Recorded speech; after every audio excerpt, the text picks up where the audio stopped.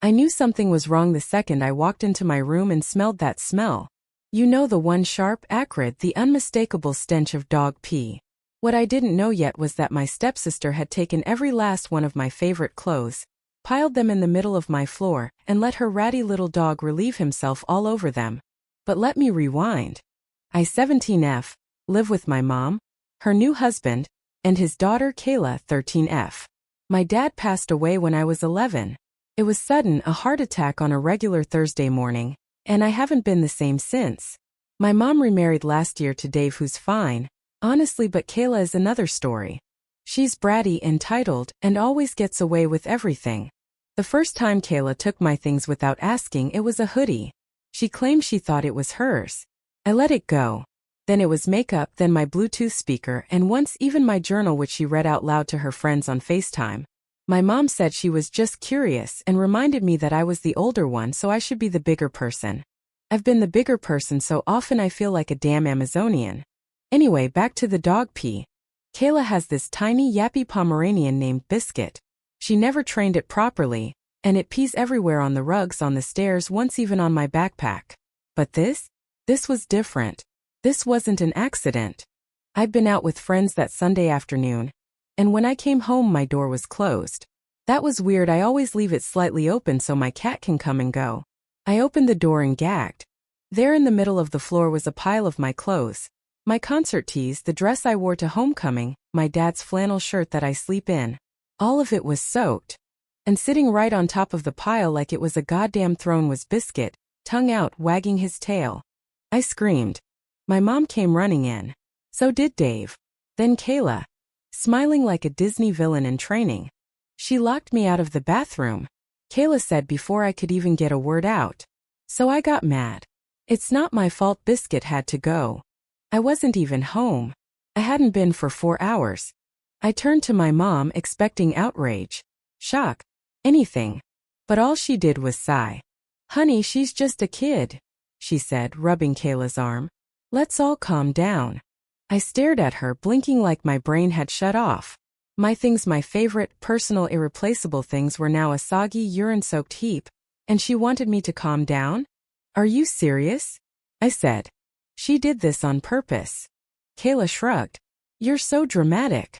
Dave, to his credit, looked horrified. He started to say something. Kayla, that's not okay. But my mom shot him a look.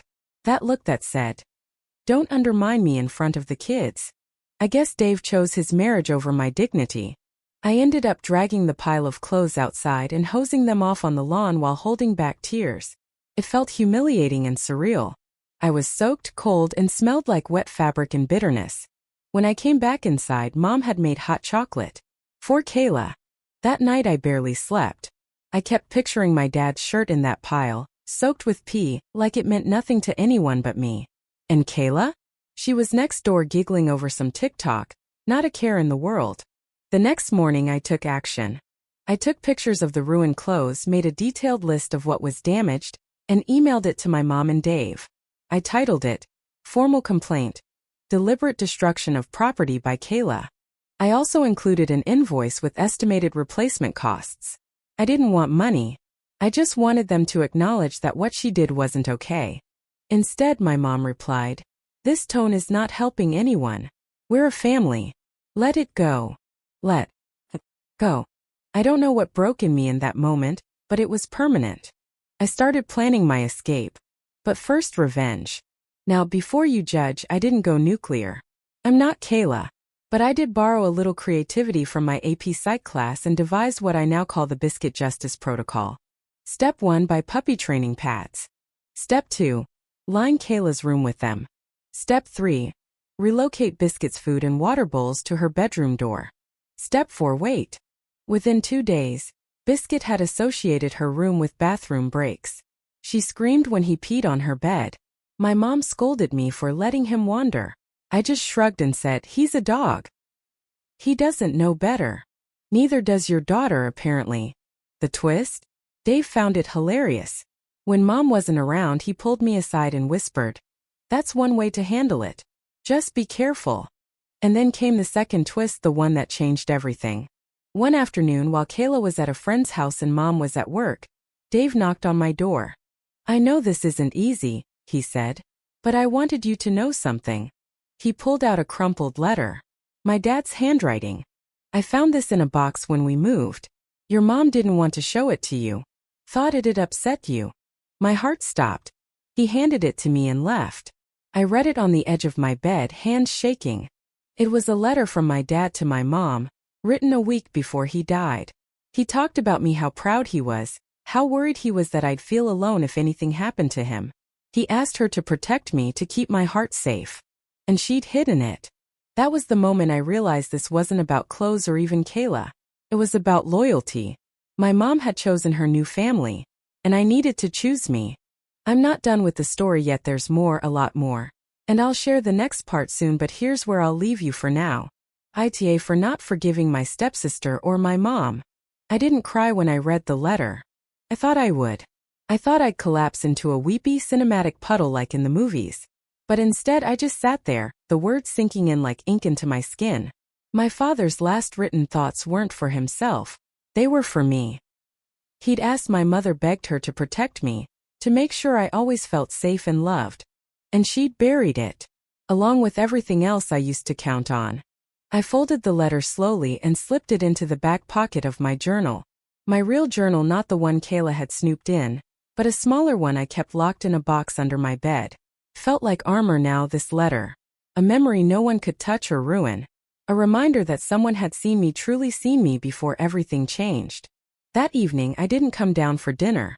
I told them I had homework, which was a lie. I wasn't hungry. I needed quiet. Stillness. From my room I could hear the clinking of forks on plates, Kayla's high-pitched laugh, my mom's soft chuckle, the sounds of a family I didn't belong to anymore. Later Dave knocked.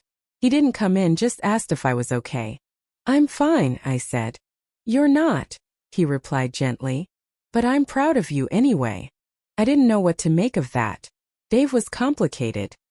He was soft-spoken, passive even, but I could see now that he wasn't blind. He saw what was happening in this house. He just didn't know what to do about it.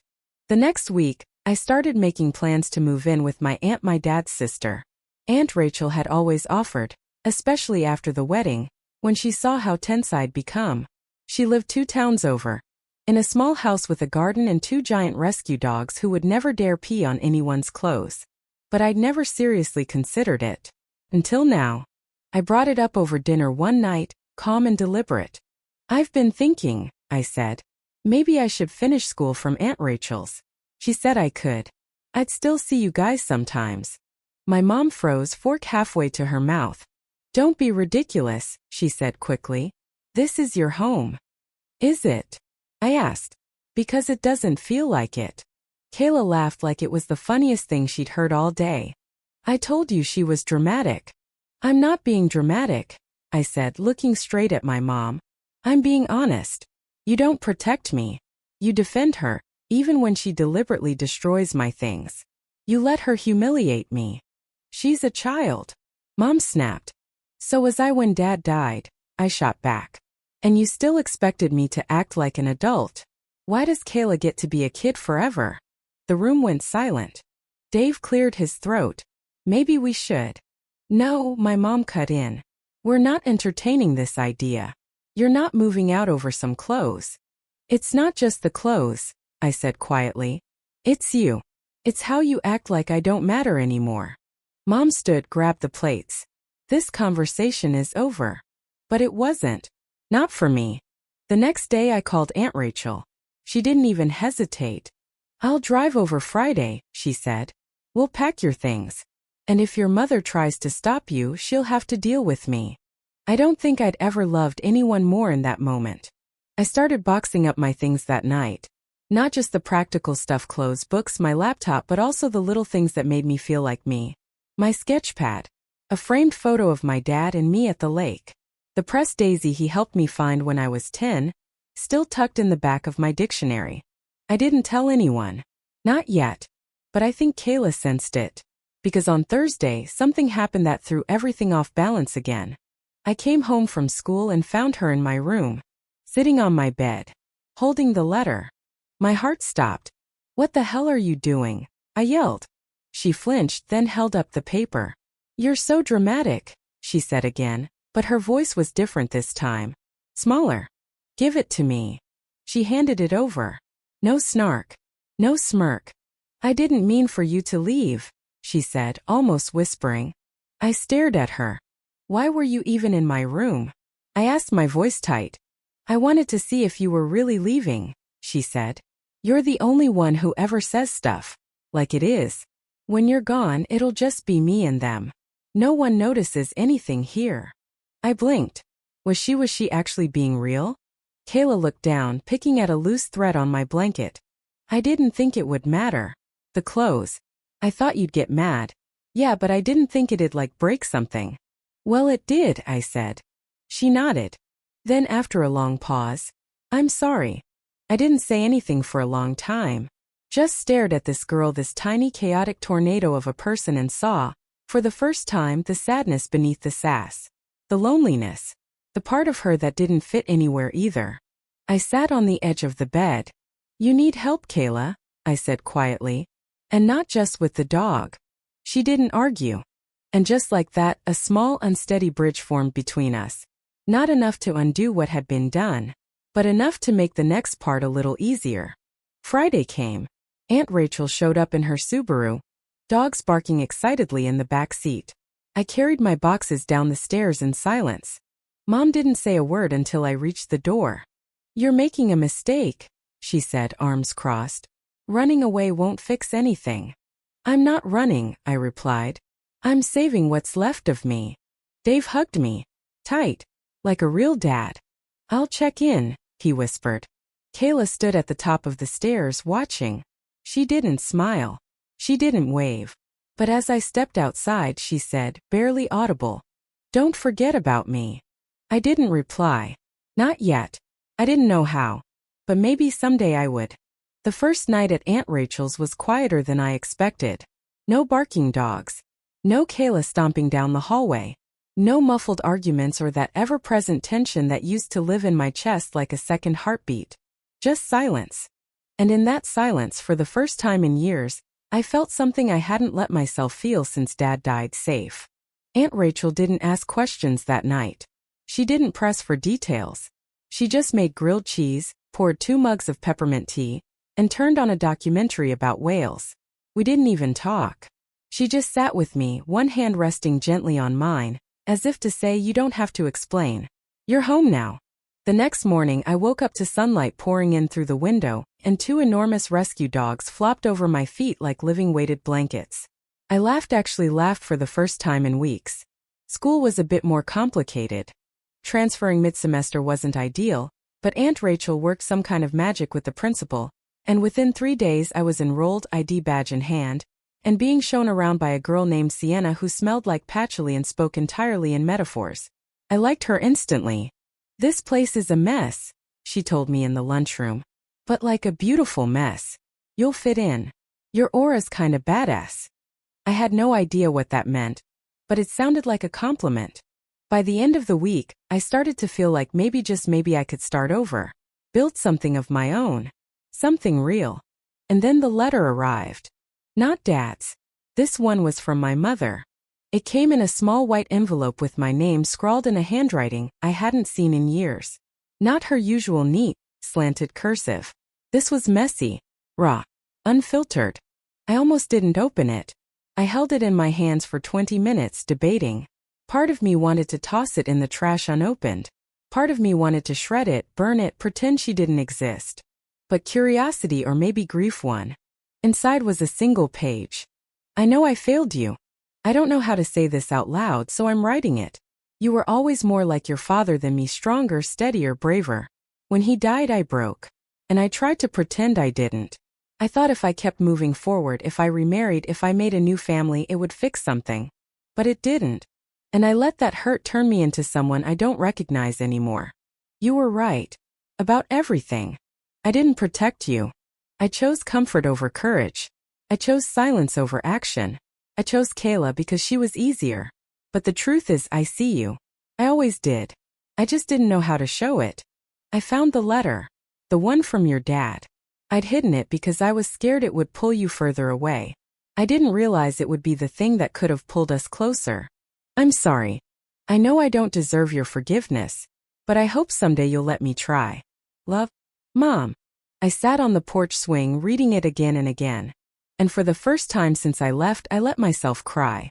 Because the thing about pain is, when it finally gets really named, it starts to lose its power. Aunt Rachel found me there an hour later, still holding the letter. She told you the truth, she said, nodding. That's a start. It doesn't fix it. No, she agreed. But maybe it lets you breathe again. In the weeks that followed, life took on a new rhythm. I helped Aunt Rachel in the garden. I started sketching again. I even joined the school's writing club. Sienna insisted I read my Ada-style story about Kayla, and the dog changed names, of course, and to my shock, everyone loved it. This reads like a Netflix original, one guy said. Have you ever thought about writing full-time? Another girl asked. I hadn't. Not seriously. But for the first time the idea didn't seem crazy. Then out of nowhere Kayla emailed me. The subject line was simple. Can I tell you something? My first instinct was to ignore it. But something in me, maybe that tiny flicker of compassion, I didn't know I still had clicked it open. Hey, I know you probably hate me. I wouldn't blame you. But I wanted you to know I've been going to therapy. Dave made Mom sign me up. He said what happened with your clothes wasn't just mean, it was scary. And I guess he's right. I didn't think about how much I was hurting you. I don't know. Everything changed when you moved in. And I felt like Mom loved you more. I guess I wanted to make you small because I felt small. That's not an excuse. Just the truth. I'm working on stuff. I don't expect you to write back. But I wanted to say sorry again. This time for real. Also, Biscuit peed on my backpack last week. So, karma. Kayla. I stared at the screen, heart pounding. Therapy. The word hit me harder than any insult ever could. Because it meant someone was finally doing something, breaking the cycle instead of just surviving it. That night I wrote back. Only one sentence. Thank you for saying that. I hope you keep going. And that was it. No hug emoji. No dramatic forgiveness. Just the beginning. But the biggest twist came the following Sunday. Aunt Rachel was cooking breakfast when her phone rang. She frowned, wiped her hands, and picked up. Her face changed instantly. Serious. Focused. After she hung up, she turned to me, eyes wide. That was your mom. I braced myself. She wants to come here. To talk. She said she'll come alone, no pressure. But she wants to apologize to both of us. I didn't answer right away. Because even with all the growth, all the apologies and therapy and letters, I still wasn't sure if I was ready.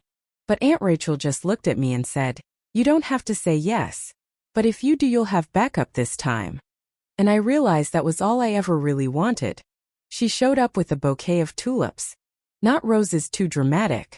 Not lilies too funereal. Tulips. Simple. Hopeful. A little awkward. Like her. I watched her from the living room window as she stepped out of the car and stood frozen in Aunt Rachel's driveway, holding the flowers like a peace offering she wasn't sure would be accepted. I didn't move to open the door. I wasn't ready. Aunt Rachel did it for me. She welcomed her in with a curt nod and offered her tea. Then she left us alone in the kitchen. My mother looked smaller than I remembered. Her eyes were puffy, like she hadn't slept well in weeks. Maybe months. I wasn't sure you'd see me, she said. I didn't answer. She placed the tulips on the table. They reminded me of your dad. He used to buy them every spring. Still I said nothing. She sighed. Sat down slowly across from me. Folded her hands. Unfolded them. Looked like she might cry but didn't. I didn't come here for forgiveness, she said finally. I came to tell you the truth. And then she told me a story I had never heard. Before she met my dad, she'd been engaged to someone else. A man she thought she'd marry. But he left her out of nowhere, and it broke her in a way she never really admitted. When she met my father, she said, he was the first man who made her feel safe again. Loved. Seen. But after he died, that old fear returned. That same voice in her head whispered, you're alone now. Again. You'll lose everything. Again. So I clung to whatever I could, she said, voice trembling. To Dave. To the idea of a new start. To control. Even to Kayla, because she needed me in a way you didn't. You were so strong and I hated you for it. I blinked. You hated me? Not really, she said quickly. I hated that you could still feel. Still grieve. I was numb, and watching you be brave made me feel weak. So I punished you for it. I didn't realize I was crying until she reached for a napkin and handed it to me. I didn't take it. I'm sorry, she whispered. I'm sorry I buried his letter. I'm sorry I let Kayla hurt you. I'm sorry I stopped being your mother. I wiped my own tears. Slowly. For a long time, neither of us said anything. Then I asked her the one question I didn't expect to say aloud. Why didn't you defend me? She closed her eyes. Because I didn't know how to love someone who reminded me of everything I'd lost. And that's not your fault. It never was. That broke me. I reached for the napkin. We sat there in the kind of silence that isn't angry or uncomfortable, just full. Like breathing for the first time after holding it too long. Finally I spoke. I'm not coming back. She nodded. I know. But I might call. Someday. Her face broke into a small, tearful smile. That's more than I deserve. Aunt Rachel came back in just as we stood to leave. She hugged my mother, not warmly, but not coldly either. Like an old truce between soldiers. Outside, my mother opened her car door and looked back at me. You're more like your father than I'll ever be. I didn't say it, but the words echoed in my head good.